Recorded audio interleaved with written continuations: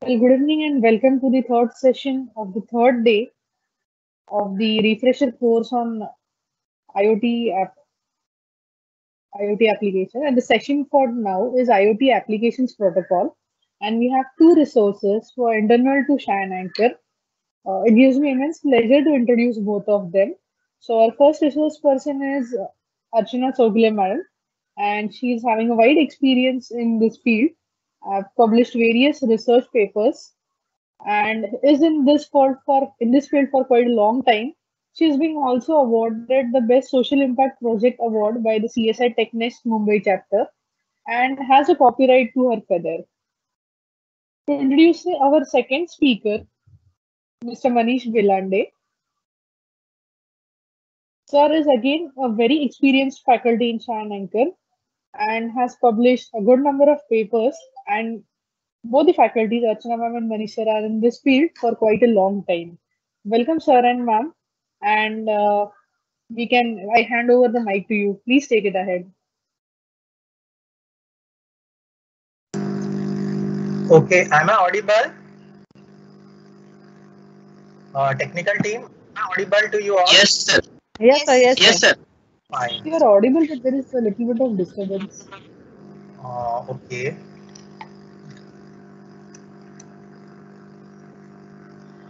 Okay, am I visible to you all? Yes, sir, you are. Yes, sir. Okay, fine. Thank you. Thanks for the introduction, Kranti ma'am, Dr. Kranti ma'am.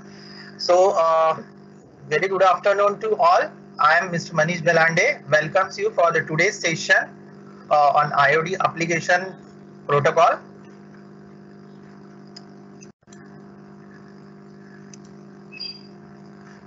I will just share my screen.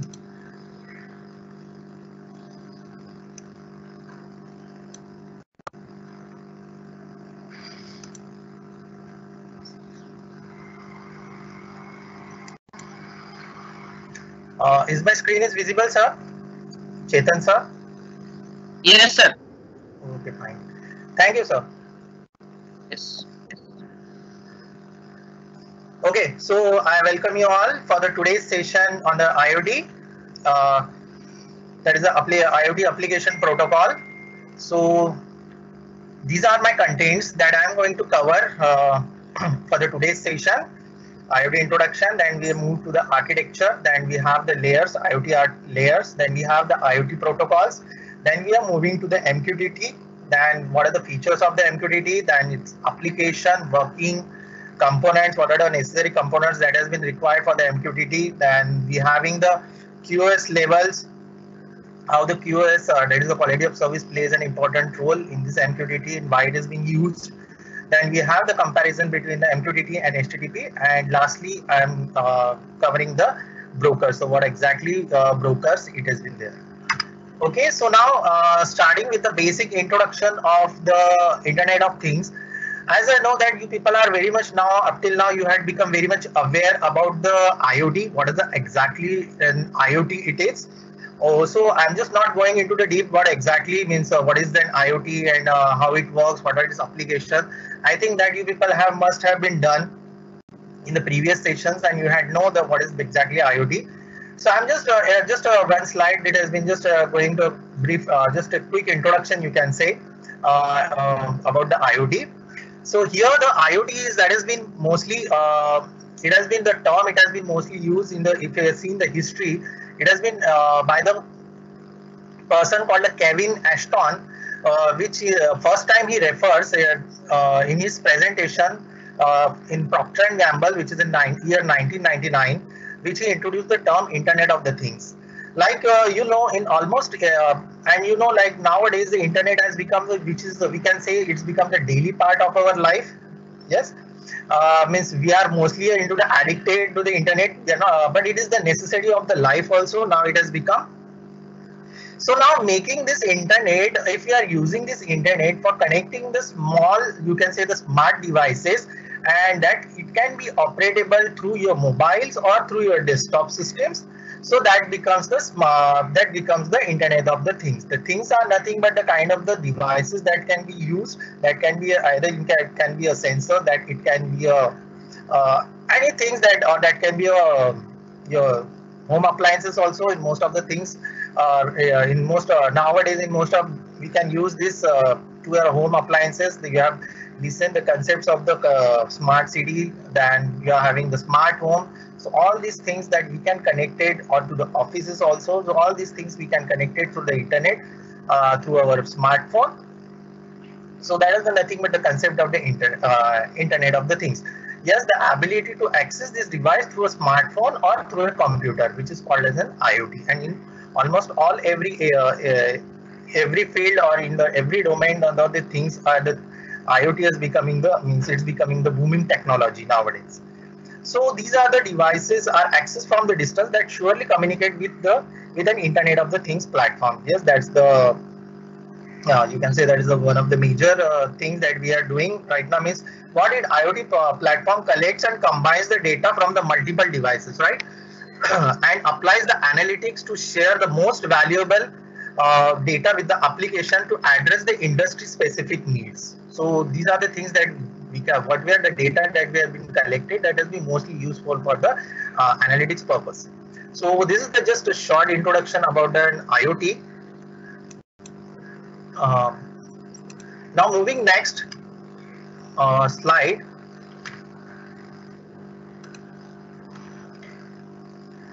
We are going to the architecture. Yes, this is the basic things. Means these are the in the next diagram you can see. This diagram you can see that there are 3 layers of an IoT architecture. Basically, there are 5 or 7 layers of architecture also there, but this is the most basic layer of your IoT, which consists of the 3 layers. First one is the perception layer, second one is your network layer, and third one is your application layer. So based on these are the basic, you can say the fundamentals of IoT. So based on these layers, all the things are being integrated. So the first layer, that is the perception layer, where the sensors and the where actually the sensors and the actuators are used. These the sensors and the actuators are actually, sensors are nothing but used to collect the live data. You can say the live data, or the whatever the environment it is having. If suppose take the example of the temperature sensors, whatever the temperature right now it is having, so definitely it will capture the temperature of that moment and it will send for the further processing, depending upon depending again kind of the application that it has been required. So this perception layer, it has the sensors, actuators, and the edge devices that interact with the environment. So this is about the, and the actuators are nothing but the kind of the devices that act according to the inputs that has been getting from the sensors. So it performs certain actions. So that is the about the perception layers. Next one is your network layer. Network layer, where it has been used for the, where it discovers, connect, translates translate the devices over the network, and the coordination with the application layer. Means basically network layer, it has been mostly useful for the communication purposes. Okay, whatever the communication that has been occurred between your, whatever the data that we are capturing, that is the live data that we are capturing, it has been get discovered, it has been get connected to the respective devices, to the hardware, and it acts as an interface, intermediate layer between the application layer, where the cloud, where your data that has been going to store, that is nothing but in your cloud. So that so it acts as an intermediate, or it acts as a bridge between these 2 layers, perception and an application layer. So now third one is your application layer, where the data processing and the storage with the specialized services, and that has been useful for the users. Mean it defines the functionality. So now here I mentioned just now I mentioned that is the application layers consist the storage purposes, and it includes the storage that has been mostly useful. This is the cloud servers. Obviously the cloud servers, obviously it provides us the services, the cloud services. So that can be a AWS or the Google Cloud, or can be the server farms, or even a company premises remote server also. So this is about the application layer, where it will interact with the 2 bottom layer, that is the perception layers and the network layer. So this is about the 3. This is the short description about the 3-layer IoT architecture. Now moving with this IoT architecture, we are just considering one example of let us see how our IoT architecture elements work together just by an example of smart lighting as a part of the smart home, right? So here you can see that how the devices it has been get connected to each other, and how the flow, actually the flow of when you are operating through your mobile application, how the things as how the what you can say, the how the things can be get managed, or how you can operate the your uh, home switches through your mobile. So that's the main purpose. It has been shown in this smart lighting system example. So here it has it starts from the things. So obviously the things are nothing but, now in IoT the things are nothing but that has been equipped with the sensors, which is used to gather the data, and the actuators. As per that, it to perform the commands that has been received from the cloud. Means actuator will perform the actual action, and in what amount it needs to perform the action. So that is the main thing of the function of the actuators. So now there are the various components that has been get shared into the it has been in this example there are the various components that has been used. So first one is that is the cloud gateways. So now you people has been very much aware what about the cloud gateways. Gateways are useful mostly for to ensure the data transition between the field gateways and the central IoT server, as well as it can be useful for the data filtering, pre-processing, and moving it to the that the data it need to be moved to the cloud, and vice versa. Means it is receiving the whatever the commands from the cloud. So this is about the cloud gateways. Then we have the streaming data processors. So streaming data processors are nothing but to distribute the data coming from the sensors among the relevant IoT solutions. So this is the main purpose. Means the data should be good equally, and at appropriate data it should have to require to the whatever the actions that we need to perform. So that is the streaming data processor. The next one is the data lake. So this is now the data lake is nothing but the concept that it stores the raw data which has been coming from the sensors. Whatever the data that we are the sensor it has been capturing. So that data it has been get stored, and can be and that data that can be a defined or undefined. Means that can be a structured data or can be an unstructured data also. Next one is our big data warehouse. So big data warehouse is nothing but we need the storage, as name only indicates is the warehouse. We need the storage. So obviously it has been related with the cloud. So it contains the extracted information for the smart home devices behavior. Means it can be a days, means depending on the behavior, depending whether it is a day or the night, or depending on that he can switch on and off his devices, that is the lights or the fans, whatever the devices it is having in the home. So behavior in the various days of the week, and it also the energy cost and more.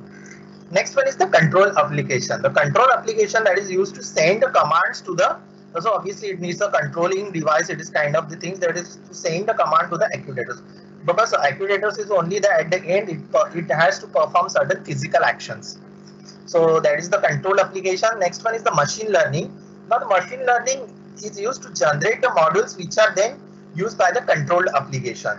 Means example, if suppose the smart home owners behaviors, he needs to observe the behaviors. Means when he needs when he's coming at the home and before reaching at the home, whether he wants the light on or off, whether he wants his AC to be on or off. So such kind of the things that he needs to manage. So that is the behavior. So adjust the time when the lights are switched and switch on and off. So these are the things that is the comes under the machine learning.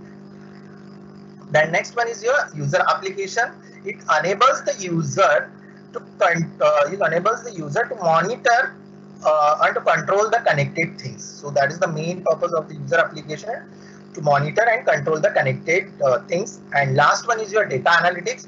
So the data analytics, as we know, that has been mostly useful for the analysis purpose. So that is for the manual data processing. So these are the components that that has been mostly that has been used in these examples, and which are coordinated as well as communicate with each other. Just a moment.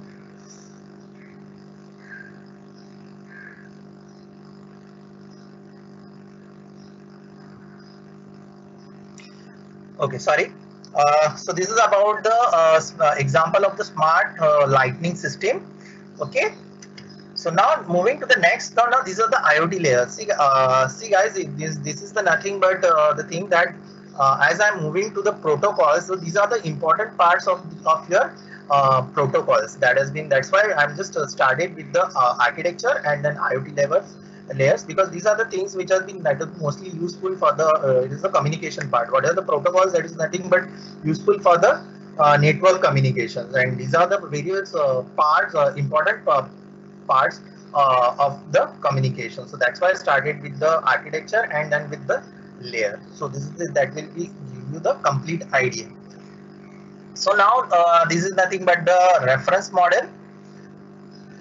Just like we have the network model in networking. So in IoT we are having our IoT reference model. So basically there are total 7 layers in this. We are having the 7 layers. So first one, it starts with the layer 1, which is the physical devices and controllers. Next one is your connectivity. Third one is your edge computing. Fourth one is your data accumulation. Fifth one is your data abstraction. Sixth one is your application, and seventh one is your collaboration and processes. So I'm going to start just with the first layer, which is the physical devices and controller. So now physical devices and controller, which is also refers as the things in the IoT, right? So from the system design perspective, the things are nothing but just now I explained in the first slide. The things are nothing but the sensors and the devices that are directly managed by your IoT architecture, right? Means these are the devices that is been directly taking the input from the environment. So that's why it comes into the it comes under the layer 1, that is the physical device and controller. Now next one is your connectivity. So now connectivity mostly useful. This connectivity is mostly useful for the communication purposes, right?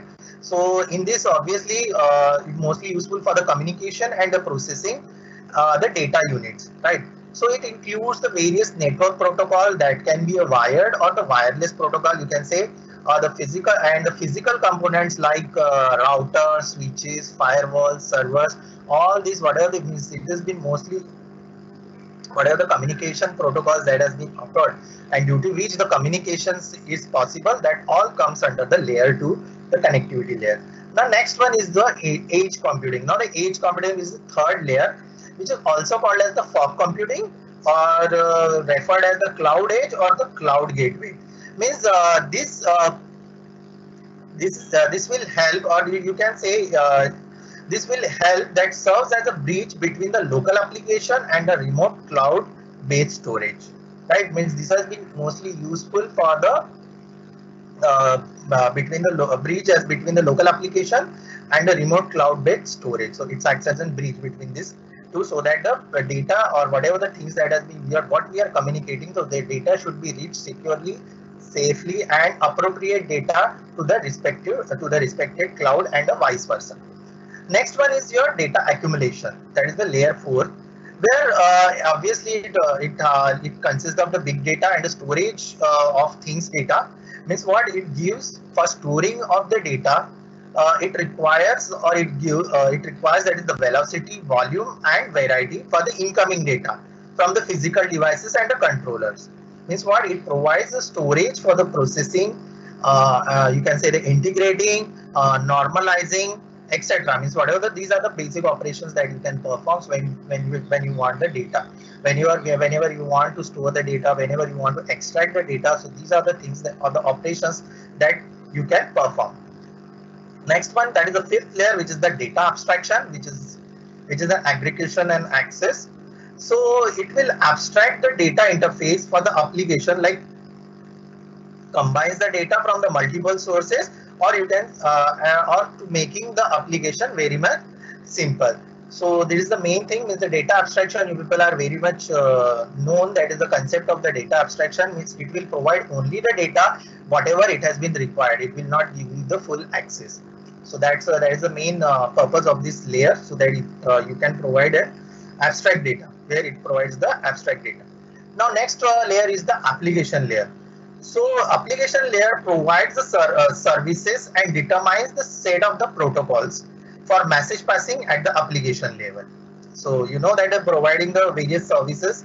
I told you what services that I had mentioned just before in the previous slide, that the services can be cloud services. Okay, so and determines the set of protocol for message passing at the application. So this is the main purpose of your application layer. Now next is your layer 7. Okay, so now layer 7 is you can say it's this layer is about the human interaction with all the layers of the IoT system. This layer is obviously it is going to interact what are the levels that we had described, that is from layer 1 to layer 6. So it will interact with all the layers of the IoT system. So these are the things, these are the various layers for the IoT reference model, and we are just moving further. So now we are coming to the IoT protocols. Okay, so these are the protocols that has been mostly used in the IoT purpose. So first protocol, there are these are the basic 4. There are again other protocols also, but these are the basic 4 protocols that has been mostly used in the IoT. Again, I am telling you the usage of the protocol depends again what kind of the applications or what kind of the data that you need, that you want to process. So depending on the behavior of the data, so you can use the respective protocol, any one of these. So the first one is your constraint application protocol, which is called as CoAP, or you can refer it as UAP also, but mostly it has been referred as CoAP. Next one is your message queue telemetry transport protocol, which is one of the famous protocol that has been used in the IoT nowadays, that is the MQTT. Next one is your advanced message queuing protocol, that is AMQP, and the fourth one is your data distribution services, also DSS. So these are the 4 protocol layers that has been used in IoT for the communication purposes. So now we are going to see one by one in the short. This CoAP protocol that has been it will be discussed later on by my colleague Ms. Archana Chaugule ma'am. She is going to define it in the brief. This CoAP, this is the first protocol. So here, this CoAP, I'm just giving the short idea about this. So this CoAP, it has been mostly, it has been used. It is a simple design. It is simple. It is mostly used such kind use in the where you are having the bandwidth, where you are having the low bandwidth availability. So for this purpose, this CoAP protocol that has been mostly used whenever you are having the scenario like low bandwidth availability, so you can go for the CoAP. So this protocol is primarily used for the machine-to-machine communication, obviously, and has been particularly designed for the IoT system that are based on the HTTP protocols. Okay, no matter MQTT is also supports the HTTP, but mostly CoAP is being designed. CoAP is been designed for the HTTP protocol. Next one is your message queue telemetry transport protocol. So this protocol is normally useful for the faraway tracking in the IoT. So its primary challenge is to gather the statistics from many gadgets and deliver to its infrastructure. It's taking out the data wherever it is. That's why it has been referred as the faraway tracking in IoT.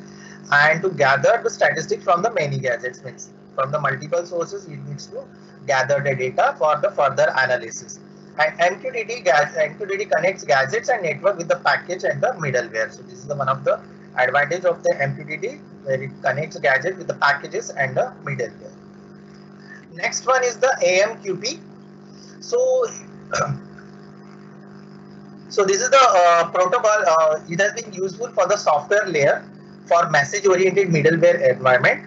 So that's why it supports the reliable verbal exchange through transport that variant is like at least once, and exactly as soon as the shipping. So these are the things that at least once. These are nothing but that is we have been required for the QoS. As you know, the QoS concept, that is the quality of services that manage the network capability and resource to provide the reliable and secure connectivity. So in such scenario, this AMQP protocol has been used. Next one is your data distribution service, that is your DDS. So it enables the scalable, real-time, reliable, excessive overall performance and interoperable statistics change via the submit subscribe technique. So obviously this DSS uses the technique which is called as the submit subscribe, whereas the previous protocols that we have seen that uses either the request response or the publish subscribe techniques that we are going to see in the coming slides. And this DSS is used to convey the high quality QoS application. Okay, so it has been limited use, this DSS protocol. Whenever you are having to convey the high quality QoS, then only this DSS protocol it has been used. Now I am coming to the protocol which is called as the Message Queue Telemetry Transport Protocol, MQTT. Okay, so this MQTT, this diagram shows the overview of your MQTT protocol, which is one of the most commonly used protocol in the IoT application. We are going to see why it has been so much popular, why it has been mostly used the MQTT in IoT application. We are going to see in the coming slides. So this is the diagram. This is the overview of the MQTT protocol, where it has to be, where it can be connected to various devices, as you can see in the diagram. That can be a mobile, desktop, your routers, or anything that, or the embedded devices. Now next, just going with the introductory part of this MQTT. Just we are looking the short history. That it is a machine-to-machine connectivity protocol, which has been invented by Andy Stanford Clark of IBM and Arlen Nipper of Arcom, which is now in Eurotech, in 1999. So these are the things, means this protocol that has been mostly established in the year 1999, and it has been associated with the OSIS, which is an Organization for the Advancement of Structured Information Standard, and is also an ISO standard. That's the number it has been given, ISO/IEC PRF 20922. It's a ISO number, standard reference number it is having. Then the main thing is that it is the public and royalty free license. Means here you need not to pay any royalty whenever you are using this protocol. So that is again one of the important feature of this. Then again, it has been mostly used by this MQTT protocol, used by Amazon Web Services, IBM WebSphere, then IBM WebSphere MQ, then Microsoft Azure IoT, then Adafruit, then Facebook Messenger. So these are the certain you can say where applications where or the service you can this MQTT protocol is being used. Now moving to the features, just now I told you. Moving to the feature that it is the ideal processor. Memory resources are limited. Ideal if the processor or the memory resources are limited, then obviously it has been supported with the publish subscribe message exchange pattern instead of request response that mostly we are used in the client server system, in the networking system. Then we have the works on the, and again it works on the top of the TCP IP. Mostly it has been used with the TCP IP. Then the quality of services. What kind of the quality of services I told you, that has been used for the reliable and secure connectivity. So these are the services, these are the things that has been provided, that is at most once, at least once, and exactly once, means where the data connectivity cannot be get lost. Then next one is your client library. Then next is the client library for the Android Arduino. That is for the it can be used. These libraries are easily available. That is for the Android, your Arduino, then C, C++, C#, Java, JavaScript, and .NET. It is mostly feasible with this all these languages, and or you can say the technologies. Next one is your security. Obviously it provides a good security because the authentication, it has authentication services. It has been provided by using your password or the encryptions techniques by using the SSL and TSL. Okay, now next one is the persistent. This is another important feature where the MQTT has support for the persistent message stored on the broker. Now this broker is nothing but I am going to explain in the coming slides. Broker is nothing but a kind of the server that we are using for the publishing, or that has been useful for the communicating the data between the client server, between the clients or the server. Next one is your MQTT-SN. This MQTT-SN is nothing but works on the non-TCP IP. Means if suppose if you are working on your UDP, so at that time you need to connect this through the through the gateway, that is the MQTT-SN. So example for that is the ZigBee. Means if you are having the wireless protocol. Now the application fields of the application, which is the home automation systems, that is the where it has been used. This mostly as MQTT. That is the lightning, smart meter. These are the examples. Next one is your healthcare, then your mobile phone apps. I just like to say that WhatsApp is also one of the example that uses the MQTT. That's why it has been used for the messaging and monitoring. Next, it is being used in industrial automation, then the automotive, and the last is the IoT applications in the general means whatever the general application that we are used, small applications of the IoT, where it can be used. So these are the applications. So now coming to the MQTT. So how does it work? So I just now told you MQTT is nothing but it is the based on the client and the server, where the MQTT broker, which is referred as the server, and whatever the system that has been get connected to that server is referred to as the client. Okay, and the server is the central access through which the message can be get passed. Okay, so now MQTT, just now I told you, MQTT is server that is called a broker, and the clients are simply the connected device. When the device, that is the clients, want to send the data to the broker, we call this operation as the public. So there that's why it is just now in the previous I am discussing about the what is the publish and what is the subscribe. So these are the things that whenever the client wants to send data to the broker, so that operation is called as the publish. And whenever the device, that is the clients, want to receive the data, okay, from the broker through the broker, so that operation is called as the subscribe. So based on this publish and subscribe, means based on this procedure, this MQTT will work between the clients or between the devices that it wants to interact through the broker. So this is the main funda, you can say, about the publish and subscribe. So this is the working of MQTT. So now let us consider one example. Here it has been shown the schematic flow from the sensor to the device machine. Okay, so here it is publishing certain temperature. So let's say there is a device that has been temperature sensor. Certainly it wants to send his reading to the broker, right?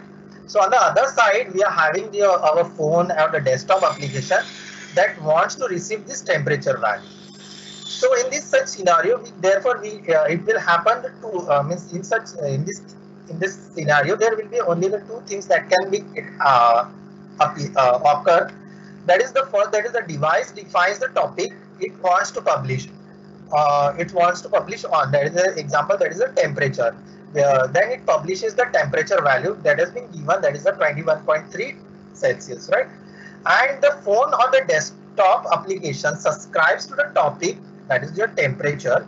Then it will receive the message that the device has published, which is your temperature value, again that is the 21.3.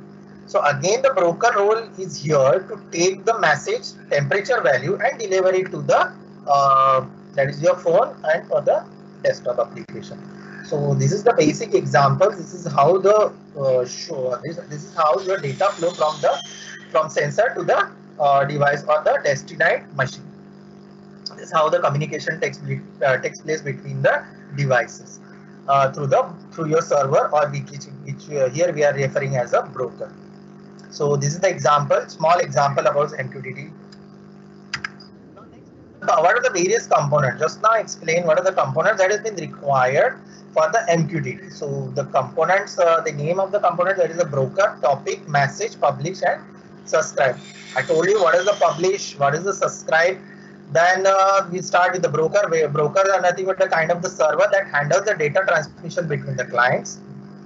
True. Then we have the topic. The name is slightly different over here. Topic, which is the place, a device that want to put or to retrieve a message to or from. These are nothing but the destined, you can say the clients or the subscribers. Here you can see in the diagram. where you can receive the message or where you can put on the message also, retrieve and putting the message to and from.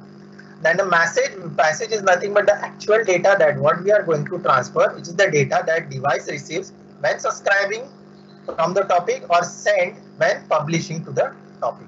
Means there is nothing but the message, that is nothing but the actual data that has to be transferred between the devices. And publish and subscribe, as just now I told you, it is where when the device the process the device does to send its message, which is to the broker, that is called as the publishing, and the subscribing where the device does to require a message from the broker, that is called as the subscribe. So these are the main 5 components of MQTT. Next one, just there is the QoS level, which is we can say the important aspect of your MQTT, so that your communication can be successful and it will be a reliable and a secure communication. So that's why the QoS plays an important role here in MQTT. Here the QoS means I told you that the QoS manages the network capability and resource to provide the reliable and secured communication. So here it mostly QoS has the 3 levels. Which one is those? At most once means the broker will only receive the published message at most once. It will means एक बार होता ही है. At most once. Next one is at least once. In this level, the publisher continuously send a message until it receives the acknowledgement from the broker. So that's why this is the most commonly used QoS level. So at least one it has been most quite popular. And next one is the exactly once. So here the publisher and the broker work in the tandem, that means the synchronizer, to ensure that the subscriber receives message exactly once. And it is the safest and most guaranteed QoS level, but it is the slowest one. Means here you can assure that you have the guaranteed one, and thus it has been used only when it is necessary because of its slow transmission. So that's why it has been not used that much. So the same concept of MQTT messages QoS levels, it has been shown in this diagram, because it's a quality of service, sends a quality of service beside the messages. The publisher also sends a QoS for the reliable communication. So this figure shows the different QoS levels used in the MQTT protocol.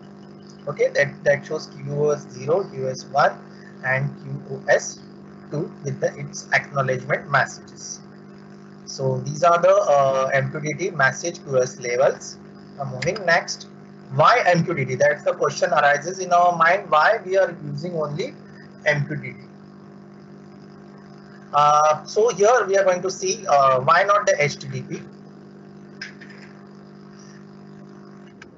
So here I am showing the difference between the MQTT and HTTP with its respective parameters.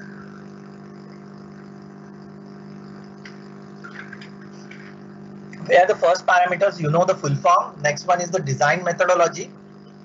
Design methodology in MQTT is the data centric, whereas the HTTP is the document centric.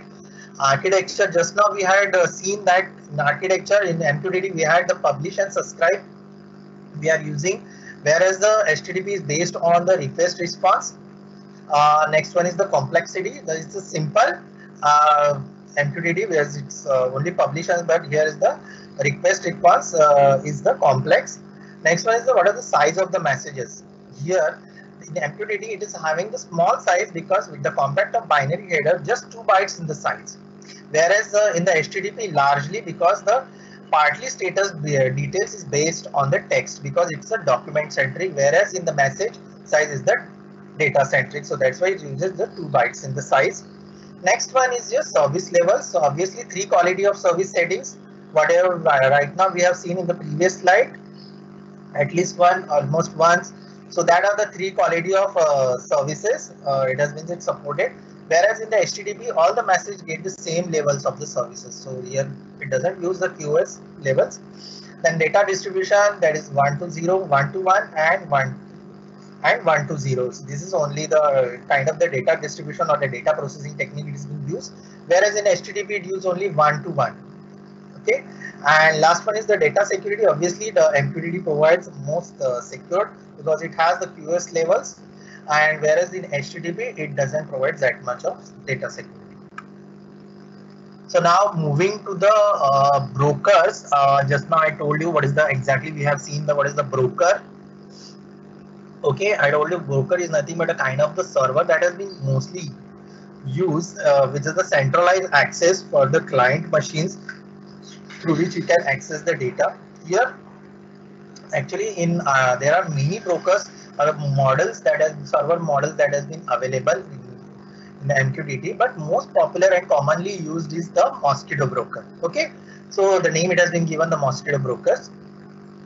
So the Mosquitto is nothing but a kind of the open source broker that implements the MQTT protocol. That has been mostly it has been used for implementation of MQTT protocol because of its lightweight and suitable for all the devices from the lower power single board like Arduino to up to the ESP8266, which is that is your Bluetooth, and for your wireless communication that comes under into the Arduino, Node MCU, or to the full computers and the servers. So these are the things that has been mostly because of this Mosquitto broker is mostly used. So now what are the this is the cloud-based server. So there are other means what are the types of it. This is so that's why the cloud-based Mosquitto brokers are many. Which one are those? That is the ThinkMQ. These are the names actually, guys. So these are the various brokers that comes under the Mosquitto. That is the ThinkMQ, ThinkStudio, MQTT.io. Then we have the ThinkSpeak. Then we have the Cloud MQTT. So I'm just taking you to the Cloud MQTT. How the Cloud MQTT broker works. I'm just taking the here. I'm mentioning the steps which creates an instance. If you want to create one instance, or if you want to create new message, or want to communicate, how the communication becomes the possible in the Cloud MQTT. So these are the basic steps. The Cloud MQTT is one of the best and easiest cloud-based Mosquitto broker. So it's kind of the you can say simulator. You can say that it shows at such an interface between this cloud services and your server. So first step is go to the Cloud MQTT and register an account. Then next is if you simply type the Cloud MQTT and register, you can do that. If you Google it, if you type Cloud MQTT, you will get a screen. Then next one is then press on the plus, which will create a new instance. Then the green button to get an instance of the MQTT based Mosquitto Cloud broker that it will offer, that Cloud MQTT offer. So here you can see the instances. If you want to create a new instances, by clicking on this green button, create new instances, it will generate the new instance. So now third step is that you need to write down the broker instance name. You need to give the name of to your broker. Just now I explained, here I am taking the my underscore MQTT broker instance and press the new instance. We are just giving the name to that new instance. And here you can see that creating new instance, here you can see there are the various plans that has been provided by the Cloud MQTT. Here the plan means here the plan that I have selected, which is the CuteCat. This is the one of the plan. This is the free plan where it provides the free services. There are other plans also, but that it needs to subscribe, means you need to purchase. So this is the free plan for the CuteCat, and here I am creating one new instance for the communication. Okay, but I'm just sorry to say that whenever I used it once only, but here the thing is that now they had cancelled this plan also, that is the CuteCat. Even they had now made it as a paid, means you need to subscribe. It has been get to the $5. They have been asked for this plan. So it is before that when they launched this MQTT, at that time they had created this free offer for the CuteCat, but now this has been paid. So now after creating, next step is that broker instance before the name, and I have just given the name. I have created broker instance before and name it as a try. But on your account, on the system at the client side, you'll find only once that what you have created, because here the remote machine means act as in my system will act as a server as well as the client. So press on its name and see the details, where here you can see that this broker, the name it has been given, and the try that has been the instance that has been generated. Now next, this is the Cloud MQTT broker. Here you can find the authentication details. In the details section, here you can see that the various section that are details, settings, certified, user. These are the facility that has been get provided by your cloud MQTT broker. So here the details that I need here, that is your authentication details that any device will need to connect to your broker. And as here now we are interested in first 4 parameters, which is the server, user, password, and the port. Here details automatically you will get into the section or on the tab of the details. So these are the details about the instance information. And lastly, here you can see that the communication in the WebSocket UI, this provides an interface where you can send the message, and here you can see that you will receive the message, or you can see that you are being connected to your broker. So Cloud MQTT offers a pretty feature, which is the WebSocket UI that allows your monitor to publish and subscribe within this broker. So these are the basic necessary steps. You can go if you want, you can try it. It's not right now, it's not possible, as I told you, it has been get paid. So even I tried here to show the live demo, but because it has been paid subscribe, so I won't able to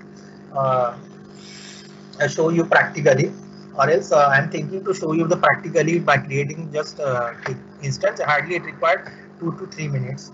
So it's a very simple kind of the cloud that gives you the environment. So that is the MQTT cloud MQTT broker. So now I just told you there are the many MQTT brokers connecting to the smartphone uses the publish and subscribe pattern for the various applications. Just now I told you. So this is about the cloud MQTT broker. Then there is another one broker which is called as the ThingSpeak. So definitely that you can try, where you can create the account. But the thing is that I don't have, means right now we don't have the components. Otherwise, we just want to share one video how the connectivity and how the data it has been get stored on the cloud, and how we can retrieve or how we can see the data through it. So actually, because of this pandemic, we don't have the components right now, but I do have one video, so that will definitely help you to that will help you to you and as well as the students to get an idea how the ThingSpeak works and how do we can register over there. So it will be an you can say very good video that I had found. Sensor over humidity and temperature monitoring. This video is all about humidity and temperature monitoring using DHT11 with Node MCU. So you can monitor temperature and humidity over internet using Node MCU and DHT11 humidity and temperature sensor. So ThingSpeak is the platform that is used to display temperature as well as humidity.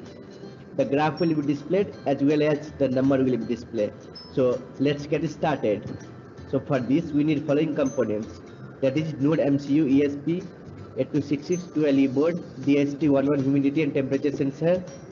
We need a breadboard, and finally we need some connecting wires or jumper wires. So this is DHT11 humidity and temperature sensor with 3 pins, that is VCC pin, ground pin, and digital output pin, that is data pin. When you break the connection, you will see the pins like this. There are 4 pins, and out of them the pin number 3 is useless. So this is connection diagram of DHT11 with Node MCU. We have connected ground pin to ground, VCC pin to VIN pin, and data pin to GPIO0 pin, that is D3 pin of Node MCU. So this is Node MCU and DHT11. Instead of DHT11, you can use DHT22 as well. So now we'll connect this. So finally we have connected. Now we'll connect this with computer. Now open your Arduino IDE for programming. So this is the programming. DHT.h is the library. You can get this library from the link and here you need to enter your API key, that is the API key from ThingSpeak. So go to thingspeak.com, and here you need to sign in. If you haven't signed in, then please click on sign up and create an ID over here. I have already created, so click on channel. Now click on new channel. Now you need to create here a channel. So I will be naming the channel as humidity and temperature monitoring. Enter temperature and humidity on field 1 and field 2. Now save this channel. So you will see the two charts. So rename this chart. The first one is renaming as temperature, and I will be renaming the second one as humidity. Now click on add widgets to make it more beautiful. So click on numeric value, and for first click on temperature and create. Now create another widget. Same process. Enter humidity, select field 2 and create. So the widget has been created successfully. Now go to API keys. You need to copy the API key from here, that is right API key. Please copy it and open your Arduino IDE and paste it over here. Now write the name of your Wi-Fi network, that is Wi-Fi SSID network. For example, mine is How to Electronics, and enter your Wi-Fi password. For example, my password is Al Habibi. The DST pin 0 is connected to GPIO 0 pin. If you are using DST22, please rename it as DST22. This is the baud rate for displaying on serial monitor. So the programming is very simple. This is just the basic of Node MCU. Now compile the code and upload it. So compiling has been done. Now it's uploading. So you can see 25%, 51%, 77% completed, and now 100% is completed. Now after the programming is done, click on serial monitor. So you will see the temperature and humidity both are displayed, that is temperature in degrees Celsius and humidity in percentage.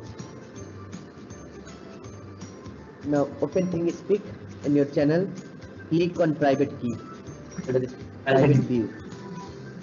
You will see the temperature and humidity graph as well as temperature and humidity on number. The same thing is displayed on serial monitor, and the same graph and numeric value is displayed on ThingSpeak server, and the data is uploaded after 15 seconds only. So you need to wait 15 seconds for update. Here I have increased the video speed, so data is uploaded in just 1 or 2 seconds. Thanks for watching. For more, visit my official website www.howtoelectronics.com. So this is all about the means how you can use the ThingSpeak for just making the humidity, and that gives you the humidity and temperature sensor. This I hope that this video has help you a lot, and just share with your students and upgrade. I mean, that will definitely help you for this, or how to simulate, means how we can use this ThingSpeak as a cloud platform. So that's all from my side. I just want to conclude. I just want to Archana ma'am to take the further part, that is the COAP protocol. Now I just want to handle the session to Archana ma'am and proceed the session. Archana ma'am. Yes, thank you, sir. I'm audible? Yes, ma'am. You are audible.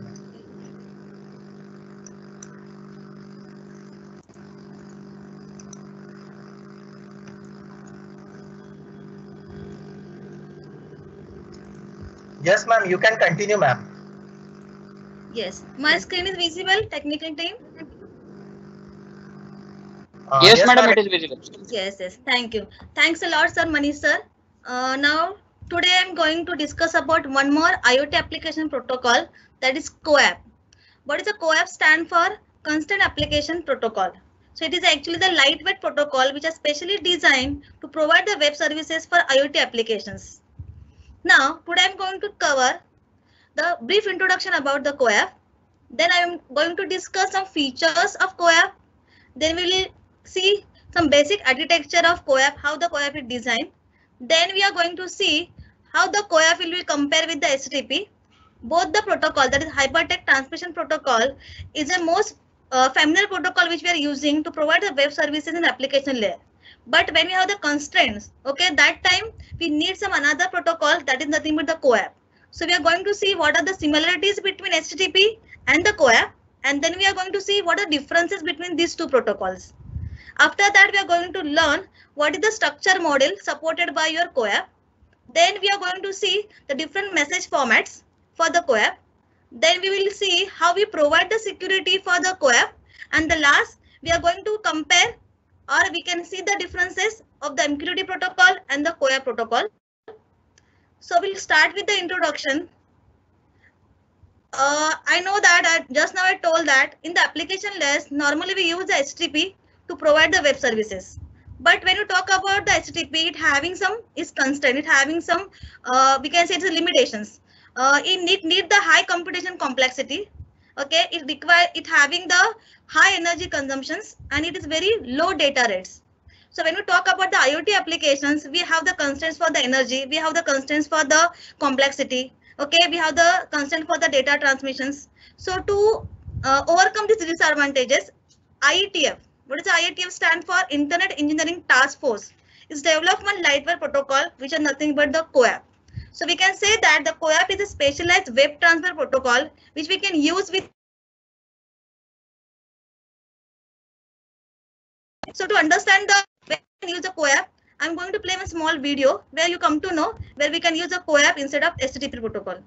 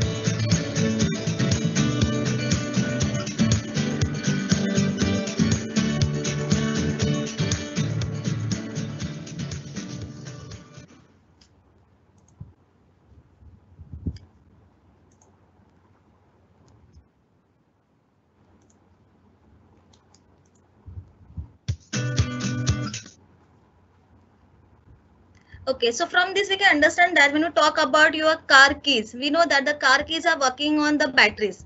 So when I want to find out what is the problems are there, if I'm using the HTTP, it will definitely will not work it because maybe the battery, because we have the low power, right? So we want the devices where we are connected in the IoT having the less energy. So we want to use some lightweight protocol, which are nothing but the CoAP. So CoAP, we can say it's a compressed protocol of your HTTP to provide the web services, which are specially designed to provide the web services for the IoT applications client.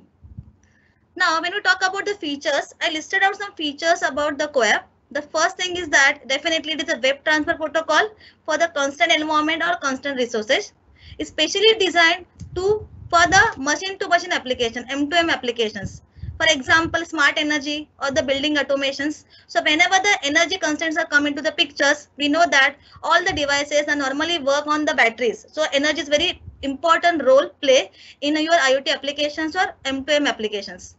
Then what is the main advantage? We can say that for the next feature about the CoAP is asynchronous message exchange. So it support the message exchanging, but it don't require the synchronizations. So definitely it will be transfer the message fastly as compared to HTTP. Then it having the low overhead because it's a lightweight protocol and it provides the simple parsing techniques. Then it also support the URI, Uniform Resource Identifier, which are present in your application layer to provide the web services, and it also support the content type. What the contents are present inside the messages, it can be defined itself there only. Then it having the capability for the proxy capability is very simple and caching capability is also there. Then most important thing is that it support the unicasting and multicastings. That means multicasting means what? Many to many communications we needed, because in the IoT applications many devices want to communicate, they want to transfer the messages. So during that we need the CoAP because HTTP support only the unicasting, one-to-one communications. Then we know that HTTP actually present on TCP, means it based on the TCP, transmission control protocol, but your CoAP will be based upon the UDP, user datagram protocol. Okay, so it is a lightweight definitely. And the last is very important that it support the security with the help of DTLS. What the DTLS stand for? Datagram Transport Layer Security. So with the help of this layer, it can provide the security also for the CoAP applications. Now on the next slide, we can see the basic architecture of the CoAP. So similarly, your HTTP is based upon the REST. Your CoAP is also based upon the REST architectures. So in the diagram, we can say that we have the internet environments where we are using the HTTP to provide the web services between the client and server. So whenever the client send the request to the server, if we don't have any constraint, okay, for the resources, we definitely use the HTTP protocol. But when we talk about the constant environment, when we have the constraints, maybe the low bandwidth, low space, low energy, that time the client can't use the HTTP to get the services from the server. So the proxy server is there who play the important role, which will provide the web services with the help of COP client, that is CoAP client. That means what is the CoAP client? It extends the HTTP client to the client having the resource constraint. So the client which having the resource content, they will use the CoAP. So it's called the CoAP client. So the proxy device bridges the gap between the constrained environments and the internal environment which are based upon the HTTP. So we come to know that the name itself says that it is specially designed for the constrained environment and which is necessary for your IoT applications. Now, when we talk about the CoAP, it also provides the URI, Uniform Resource Identifier. Okay, so identify the resources. Okay, and it based upon the REST. So it actually uses 4 different methods of the REST, that is get, post, put and the delete. So whenever we want to get the services, means whenever the client send the request to the server, okay, it will be sent with the different methods of the REST. Either it can use a get method, post method, put method or delete method depending upon the requirements of the applications. And definitely for the group communication, CoAP support the multicasting. So in the short, in the single line, if you want to say that key, what is the difference between the HTTP and the CoAP? So the HTTP is specially used under the unconstrained networks, whereas the CoAP is used for the under the constrained networks. It's a simple difference or the main difference between your HTTP protocol and the CoAP protocol.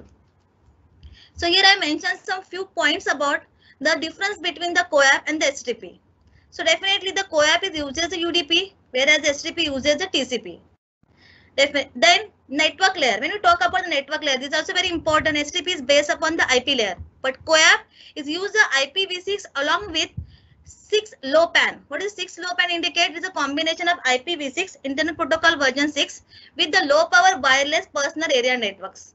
Okay, because we want that wireless networks, we having the low power devices. So to work with that, the CoAP is best suitable for the network layer. Then definitely the CoAP support the one-to-many okay, communications, whereas the HTTP support only one-to-one, means it doesn't support the multicast or group communications. Then when you talk about the architecture of CoAP, it actually based upon both the things, client server based and the public subscriber model also, which is also we can actually we learn in the MQTT. The MQTT is based upon the public subscriber model, but CoAP support both the models, client server models also and public subscriber model also, whereas the HTTP only support the client server model. And the next point, which is also very important for the communications, when we want to communicate the devices, definitely we need to use the protocols. So to communicate one device with another devices, it matters that what the communication is supporting. So the CoAPs don't need the synchronous, means don't require the synchronization between the communication between the devices. Whereas HTTP needed it, means whenever we want to transfer the message, it will be wait until you get the acknowledgement from the another side. So it will take more time also, and it will be waste your energy also to transfer the single message between the two devices. Whereas in the CoAP, no synchronous, means asynchronous communication is supports. So once you send the message, it will maybe the forgot about that. It don't needed the confirmation about that, whether that device receive the message or not. So it will be definitely transfer the message fastly as compared to HTTP. Then when you talk about the CoAP, definitely CoAP is a lightweight protocol. So it is simple and it have the less overhead. Whereas HTTP having the more head because it is complex, right? So it is a when it's header size or the message size also very complicated as compared to the CoAP. And the last thing is that the HTTP is specially designed for the internet devices where there is no issues of any resources. But when you talk about the CoAP is specially designed for the resource constraint. For example, wireless sensor network or IoT devices or machine-to-machine devices. Now, to see the structure, this is a basic structure of the CoAP. When you talk about the CoAP, we can see in the diagram that the CoAP is actually the combination of the request response and the application layer. Okay, and it having the messages and it based upon the UDP. So the abstract layer of CoAP consists of the two layers, message layer, which are designed to deal with the UDP, that is user datagram protocol, and asynchronous switching between the messages. And the next is request response layer, which concern about the communication methods, which methods they are going to use, whether get, post, delete, that 4 methods which are supported by your CoAP, and it deal with the request response messages. So these two layers is actually the main part of your CoAP to provide the communication or to transfer the messages between your applications and your network layers. Now, when you talk about the messages of your CoAP, there are basically 4 types of the messages. That is, first is a con. Con stand for the confirmable message. Non means non-confirmable message. Third one is the acknowledgement SCK, and the last one is the reset. So these are the 4 different types of messages which are supported by CoAP to transfer the message between two devices which are connected on the internet. Now, when you talk about these messages, there are 2 types of the transport. There is a reliable message transport and unreliable message transport. Now we'll see with the example what is the reliable message transport.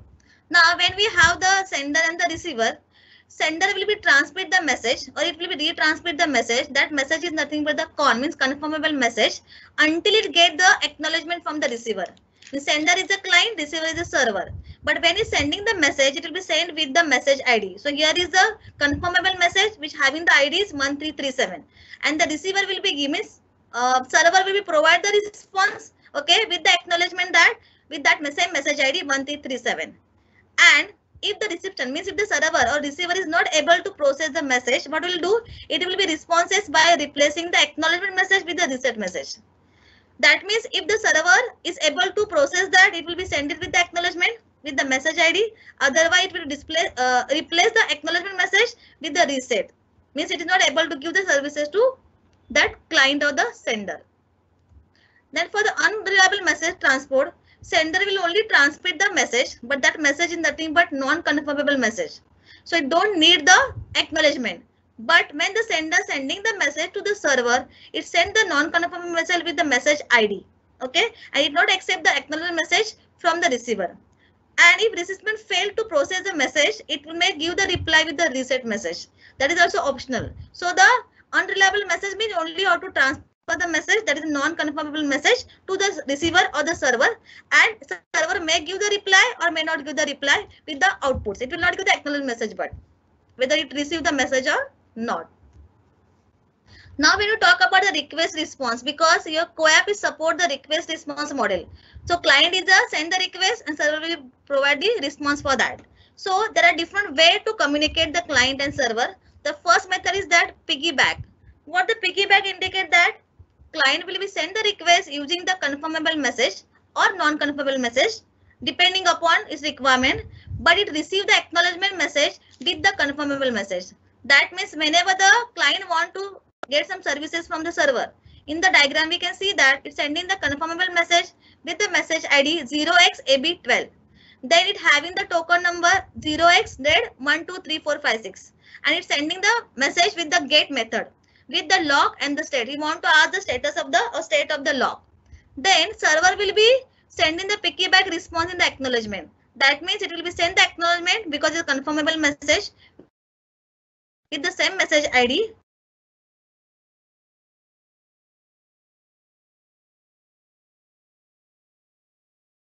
Want the content, so 2.05 is content because it's giving the reply for that, and it will be say that state is unlocked. So it will be come to know that the log state is unlocked.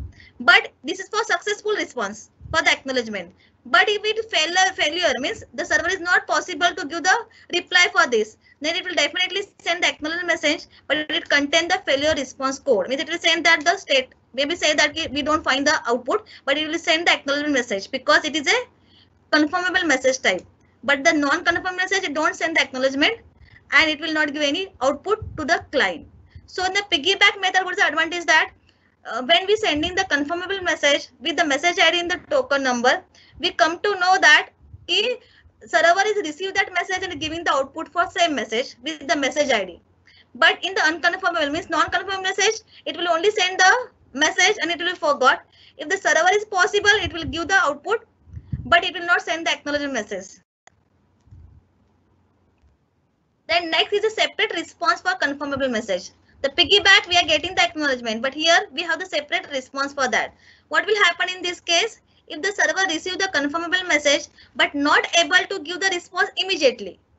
Okay, it will not able to give the services to the immediately to the client, then it will be send the empty acknowledgement message to the client. So how to identify that this acknowledgement message for this message only with the message ID 0xab12. So it will identify that same message acknowledgement is coming from server to the client. Then after some time, suppose server is ready to give the response. So when the server is ready to respond this request, it will be send the new confirmable message, okay, to the client, and client will be reply this with the confirmable message, that is acknowledgement. So how to identify this? So you have to identify this with the message ID. So if the message ID is matching, means it is an acknowledgement message from the client to the server that it received the confirmable message, it's received the output, that is the state is unlocked. So this is separate response it will be sending after some time. So during this time, the client can be resend the confirmed message, or it may be wait for some time to get the output from the server. Then separate request and response for the non-confirmable message. Definitely when you talk about the non-confirmable message, client will be sent non-confirmable message which indicate that server don't need to confirm it, but it will be send the response. See, server will resend a non-confirmed message with the response. The response is separate non-confirmable message. We can see here the non-confirmed message is this is also the client sending the one non-confirmable message. Okay, message ID is 0xab12. But when the server giving the non-confirmed message, the message ID is 0x5fcd. So this is a different message ID. So these are the two separate non-confirmable message coming from the client and coming from the server. They are not the same. So it is called the separate request response for non-confirmable message. And the last is that if COP ping communication, what indicate that you have to ping that client have to say that he want to communicate with one server. So client will be send the empty confirmable message to the server, and same thing server will be send the empty reset method to the client to indicate that I am pinging, means he is available there to provide the services. Now, so after the transmission of the message, there are different ways to transfer the message between the client and server. But what is the format? What is the message format for the CoAP? It's a very simple format. We can say it is a simple binary format. And from the diagram, we can see that is a very fixed size 4-byte header. The first row indicate the header. Second will be indicate the variable length token. Third row indicate the options, and the last row indicate the payload. So when we talk about the header field, it's very important to identify what is there in the header field of the CoAP. So in the header field of the CoAP, the 4 byte is there. So the 2 bits are assigned for the version, which indicate that version of CoAP. What is the version of CoAP protocol? Then T will be indicate it is a 2-bit field, which indicate that what type of the message is there, whether it is a 0 or 1. 0 means confirmable message and 1 indicate the non-confirmable message. So this will be indicate the type of message which are transmitting between client and server with the help of CoAP. Then we have in the token length. The size of this field is 4-bit. So it will be indicate what is the length of the token which we are transmitting. Then next we having the code. Code is again the 8-bit length, means 1 byte. Right, so it will be indicate what the code is present inside the message, and the last is the message ID to identify which message is that. Okay, this is the size is 16-bit. So 16 bits means 2 byte for message ID, 1 byte for the code. So 2 plus 1 is a 3 bytes. Then we are having the 4-bit for the token length, and then 2-bit for the type of the message, and the 2-bit for the indicate the version of the CoAP. So total 4 bytes are there for the header. And the remaining token also may be the maximum 4 byte. Options may be also maximum 4 byte, and the payload is also maybe the maximum 4 bytes. If it is exist, it is not compulsory if it have that. Now, when we talk about the code will be indicate that if the message carries a request, okay, with the help of value is 1 to 31. If the message carrying the response, it having the value 64 to 191, and if not carrying any message,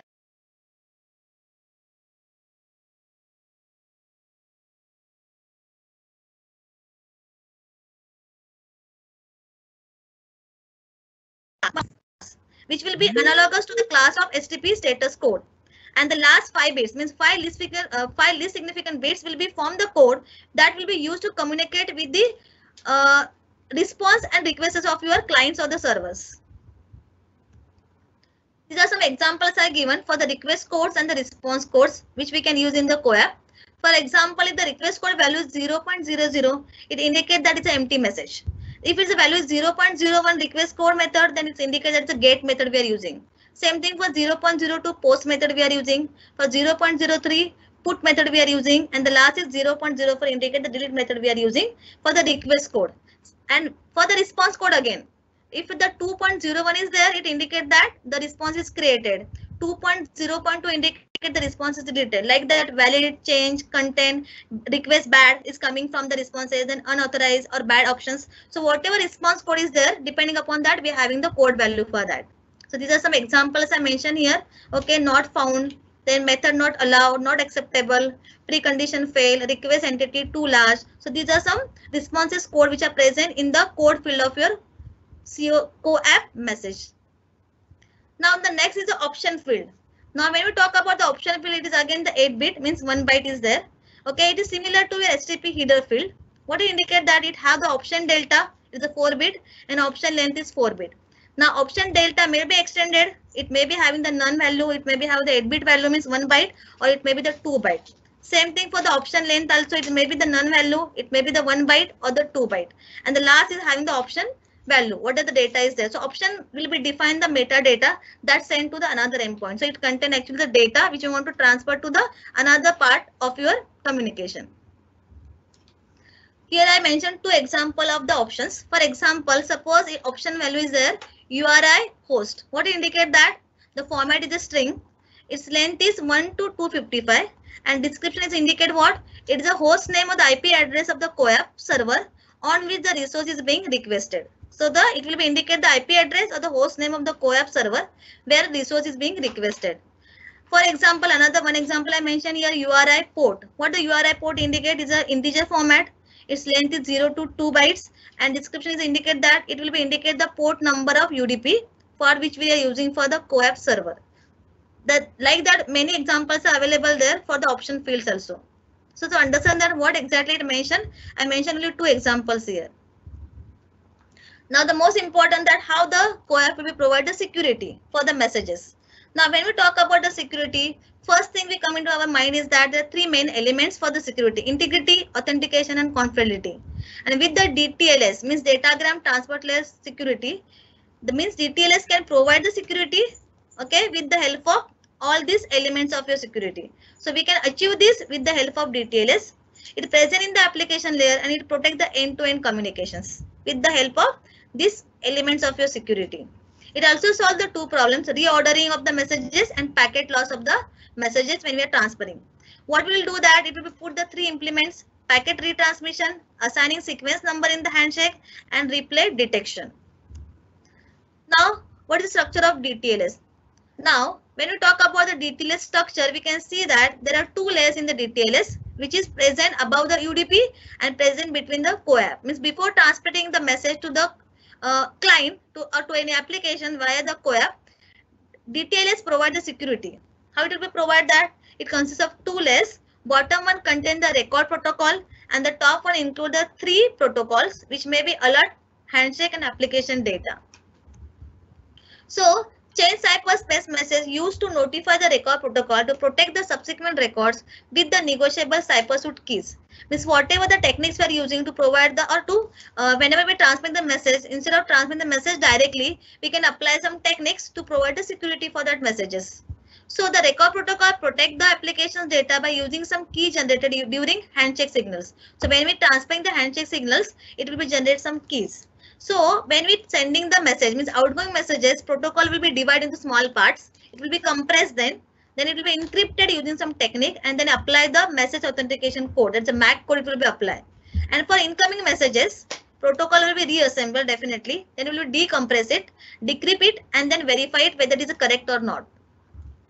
So record header consists of the content type and the fragment field. Now, what the content type will be indicate? Content type will indicate what type of contents are present inside the fragment field. And there are mainly three different types of the contents in the fragment field. That is alert protocol, handshake protocol, and application data itself. So these are one example I took it. The handshake process, how will be take place between the client and server. So handshake protocol is a complex and it involves a lot of exchange steps. Now, how it will do that? Suppose client send the hello to the server. Okay, so server will be give the request hello to verify it. Then again client will be saying the hello message, but server will be sending this message with the server key exchange and server hello done. Mean it will be send some key. Okay, when we transferring the messages from the server to the client, then client will be say that if use the client key exchange, it may be use the chain cybersuits and it will be chain that it will be finished. And then server will be saying that chain cybersuit is finished. That means when we transferring the messages, it will not directly transfer the message as it is. First, it will verify that the client is sending the request to the server. Server is ready to give the reply.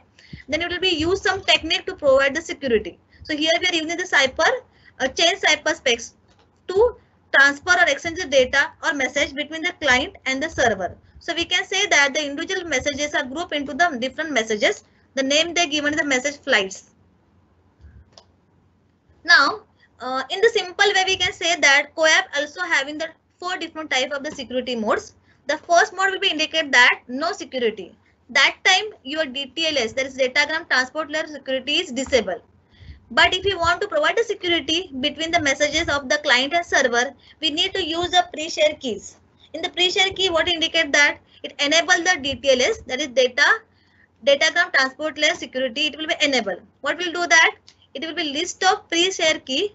Then each key include the list of nodes which used for communication. So it will find out first the list of pre-share keys, and then each key will include the what type of the nodes or how many nodes are we are using for the communications. Then whatever the devices we are using for the communication, it must be support the AES cybersuits, that is advanced encryption standards. That means if we want to use the pre-share keys, we must have the devices which are supporting the AES cybersuit technique for the encryption of your messages. Then next we having the raw public key. What indicate that? Again it enable the DTLS, but devices here uses a asymmetric key pair without a certificate. So only it using the asymmetric key for the transmitting or encryption of the data. And devices again here support the AES cybersuits and ecliptic curve algorithm for key exchange. So depending upon what type of the key they're using different technique to provide the security for the messages. And the last one is the certificates. Again here the DTLS is enabled, and here devices must use the X.509 certificate, the standard certificates which are used for the validation of your messages to provide the security. Now when we talk about the communications in the CoAP, it also support the multicasting and unicasting also. So when we talk about the client can be communicate with the more than one servers, okay, and they want to use some security. So client must be need to know which certificate or which technique, that is maybe the raw public key or the pre-share key, means PSK key, is using for the specific server. So whenever the client want to communicate with any server, the server will be send the information about that which technique they are using for the security purpose of their messages. Now the last, the CoAP and the MQTT. So when we talk about the MQTT, just now my colleague Manisha told that message queue transmission protocol is normally used for your live data. Okay, and CoAP is normally used for your constant applications. So both having some similarities because both are the IoT protocols. So definitely both are actually having some similarity as that. The first is that it's open standard. It's very important. It is open standard. Then it is better suitable to the constant environment because for the IoT is designed. Then it provides a mechanism for asynchronous communications. Both can run on the IP and they have the different ranges to implement. Means for MQTT, we have the different type of the brokers. In the CoAP, we have the different request response models where we having to transport the messages between the client and the server. But when we compare these two, they're having some differences also. Okay, so the first thing is that definitely CoAP stands for the constant application protocol and MQTT stands for message queue telemetry transport protocol. So both will be transmitting the messages, but MQTT is mostly used for the live communications like your WhatsApp messages, your Facebook messengers, whereas a CoAP will be used some constraints where we are having the battery devices, maybe the mobiles, your laptops or your car keys, where the having some constraints of the, for example, the power supply. Then when we talk about the CoAP, the communication type is request response model. Okay, but MQTT supports only the public subscriber model. Then when we talk about the CoAP, it actually uses both synchronous communication and asynchronous communication. But the MQTT only uses asynchronous communication. Then when we talk about the transport layer protocol, CoAP is based upon UDP. Okay, but MQTT is based upon, or it uses the TCP, transmission control protocol. Then header size of the CoAP is 4 bytes, but the MQTT is only 2 bytes.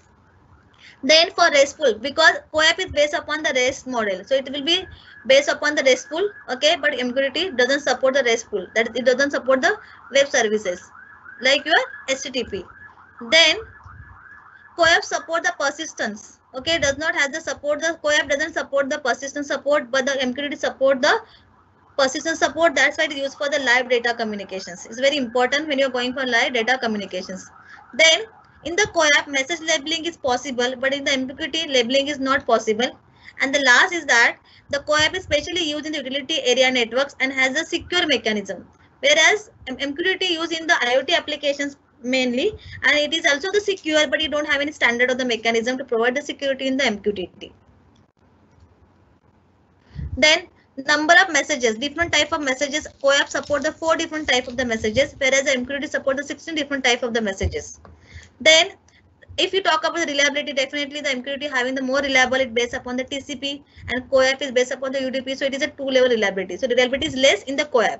And the last is security. So we have the security standards in the CoAP, IP secure or DTLS security, and the MQTT we don't have any standard to provide the security. That's it from my side. If anyone having any questions, you can ask it.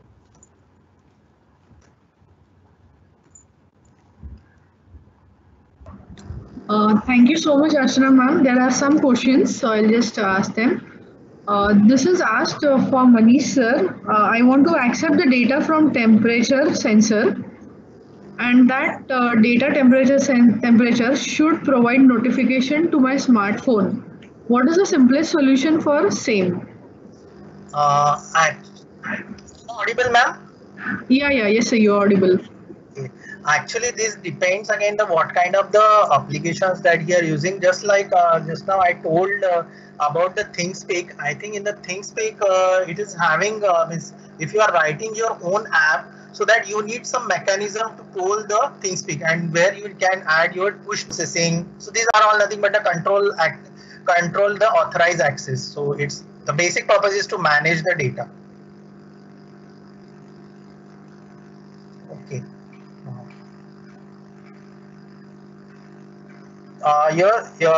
Your sound is muted, ma'am. Kayanti, ma'am.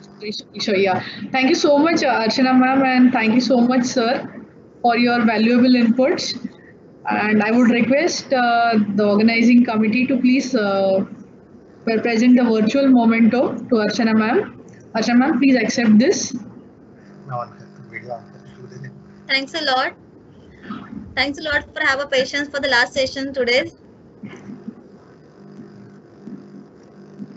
Thank you, ma'am. Thanks a lot. I would like to thank the our Sakik management plus as well as our Bhavesh Patel sir. I would like to thank you again, our HOD ma'am and our coordinators, Smita and Chetan sir, who consider myself and Archana ma'am to giving us such good platform and to share our knowledge.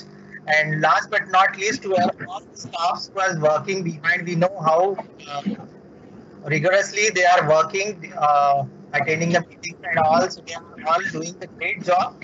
I would like to thank the technical teams who is behind this system.